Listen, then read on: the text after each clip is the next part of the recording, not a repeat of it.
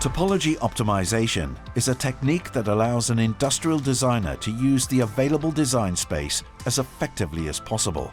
This frequently involves finding the stiffest component for a desired weight or the lightest component for a desired stiffness. However, conventional topology optimization methods are rather expensive and are typically unsuitable for thin-walled structures, as we commonly find them in many of our designs. To make these topology optimization methods even more accessible, Flanders Make has developed a framework to directly obtain thin-walled pieces by using shell elements instead of solids.